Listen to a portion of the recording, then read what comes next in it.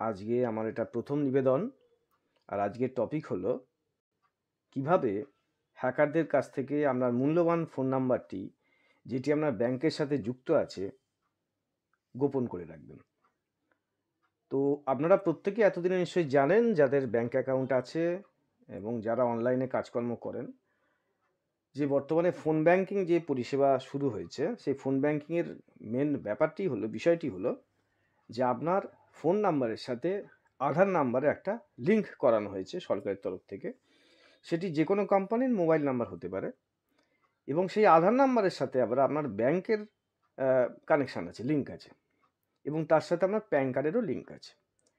অর্থাৎ একদিকে যেরকম পার্মানেন্ট অ্যাকাউন্ট নাম্বার, আপনার যে পার্মানেন্ট অ্যাকাউন্ট নাম্বার অর্থাৎ প্যান নাম্বার, সেটা যেমন একটা ইউনিক জিনিস।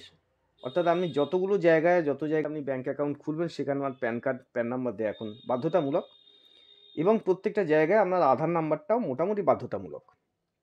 তো যেহেতু আপনার আধার নাম্বারের সাথে আপনার মোবাইল নাম্বারটা লিঙ্ক করা আছে, অর্থাৎ আপনি যখনই কোনো কিছু করতে যাবেন, আপনার বাড়ি থেকে বসেও আপনি মোবাইল থেকেও করতে পারবেন কোনো কিছু আপডেশনস। আপনার ওখানে একটা আধার ওটিপি আসবে এবং সেই ওটিপি আপনার সেই ফোনেতে আসবে যে ফোনেতে আপনার ওই ফোন নাম্বারের সিমটা দেওয়া আছে, এবং সেই ওটিপিটা আসার পরেই আপনার আধারটা ম্যাচ হয়ে যাবে। তো যারা দুষ্কৃতী, তারা যেভাবে হোক যে ডেটাবেসটা পেয়েছে, সেই ডেটাবেসে আপনাদের ওই ফোন নাম্বারগুলো তাদের কাছে যাচ্ছে। আপনি লক্ষ্য করে দেখবেন, আপনার যে ফোন নাম্বারটিতেই আধারের সাথে লিঙ্ক আছে, সেই নাম্বারটি কিন্তু তার টার্গেট করছে।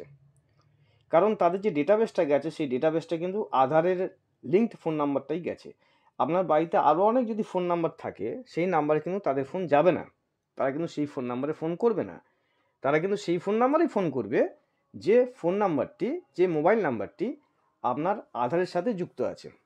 তো তাদের থেকে আপনার আধারকে, আপনার প্যান নাম্বারকে এবং আপনার ব্যাঙ্ক অ্যাকাউন্টকে সুরক্ষিত করতে গেলে প্রাথমিকভাবে যেটা করা দরকার, সেটাই আমার আজকের প্রতিবেদন, আমার আজকের টিপস। সেটা হচ্ছে, আপনারা অনেকে হয়তো ব্যবহার করছেন বা অনেকে হয়তো করছেন না। যারা করছেন না তাদের জন্য বলি, আপনারা গুগল প্লে স্টোর বা যে কোনো সিকিউরড প্লে স্টোর থেকে ভারত সরকারের UIDAI বা তাদের ওয়েবসাইট থেকে আপনারা ডাউনলোড করতে পারবেন আধার, অর্থাৎ মোবাইল আধার। দেখবেন ওখানে একটা আধারের সিম্বল দিয়ে একটা অ্যাপ্লিকেশন সফটওয়্যার খুলে যাবে। ওই অ্যাপ্লিকেশনসটা আপনারা আপনাদের মোবাইলে ডাউনলোড করতে পারবেন। ওটা সিকিউর। মোবাইলে ডাউনলোড করার পর ওখানে যা যা তথ্য চাইবে, সেই তথ্য অনুযায়ী আপনারা আপনাদের আধার কার্ড হাতের কাছে রাখবেন, আধারের নাম্বারের সাথে লিঙ্ক করা যে মোবাইল নাম্বার, সেই মোবাইল নাম্বারটা হাতের কাছে রাখবেন। যা যা ডেটাবেস ওরা চাইবে সেগুলো দেওয়ার পরে ওখান থেকে ওটিপি আসবে, ওটিপিটা দিয়ে দেবেন। তারপর আপনাদের ওই আধারটা রেজিস্টার্ড হবে। আধার রেজিস্টার্ড হলে কি হবে, আপনি ওখান থেকে আপনার আধার কার্ড PDF আপনি যখন ইচ্ছা ডাউনলোড করতে পারবেন।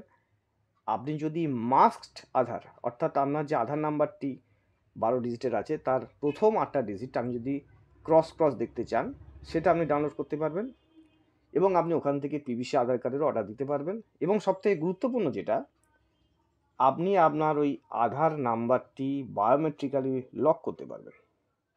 এই বায়োমেট্রিক লক থাকলে আপনার অনিচ্ছাতে, আপনার ইচ্ছার বিরুদ্ধে আপনার তথ্য কেউ কিন্তু হ্যাক করতে পারবে না। তো বন্ধুরা, আগামী ভিডিওতে বা আগামী দিনে আমি দেখাবো বা আমি জানাবো সেটা কিভাবে করা যায়। আজকের এই টিপস যদি আপনাদের ভালো লাগে, তাহলে আমার এই নিচে কমেন্টসে জানাবেন। আপনাদের জন্য আমি অপেক্ষা করলাম। ধন্যবাদ।